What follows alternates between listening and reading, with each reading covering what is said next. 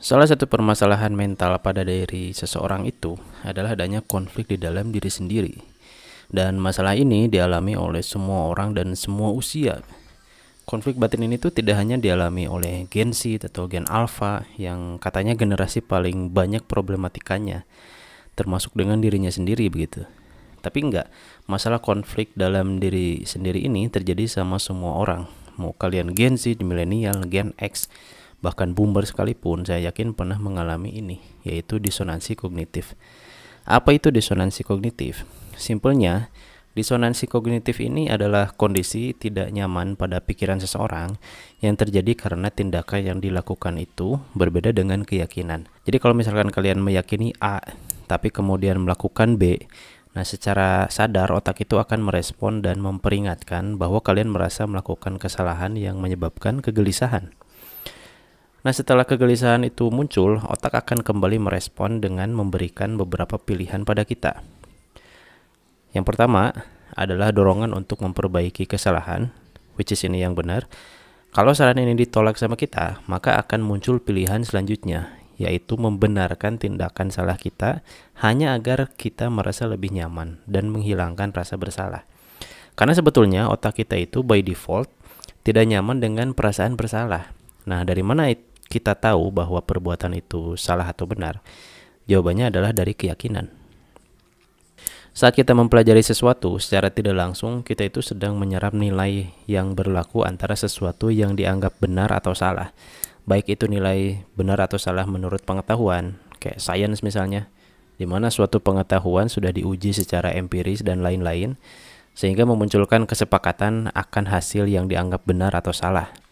Atau misalnya dari norma atau etika yang berlaku di masyarakat, di mana kita itu tahu mana yang benar dan yang salah. Itu bisa menjadi ukuran yang diartikan sebagai keyakinan dalam otak kita gitu. Nah, sebetulnya kondisi psikologis ini adalah hal yang normal dan wajar ada dalam diri seseorang. Pada saat pikiran kita diserang konflik ini, secara naluriah memang otak itu akan mencari cara agar kita itu keluar dari konflik itu. Karena ada rasa tidak nyaman tadi. Nah, bisa dengan cara positif atau dengan cara negatif. Nah, yang menjadi masalah di sini adalah terkadang kita mengabaikan cara-cara positif yang sudah disarankan sama otak kita sendiri gitu. Kayak mengakui kesalahan misalnya. Nah, kenapa kita menolak? Karena kita tahu dan sadar bahwa itu akan membawa kita ke dalam merasa tidak nyaman yang selanjutnya.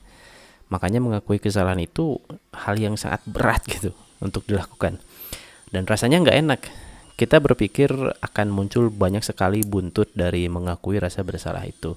Kayak misalnya ketakutan orang gak akan percaya lagi sama kita, dijauhi sama sosial dan sebagainya, malu untuk mengakui kesalahan atau kekurangan, dan masih banyak lagi lah emosi negatif yang kita bayangkan gitu. Nah, karena itulah kita seringkali mengambil jalan lain yang dirasa lebih memberikan rasa nyaman pada diri kita sendiri, meskipun itu dengan membohongi diri sendiri gitu.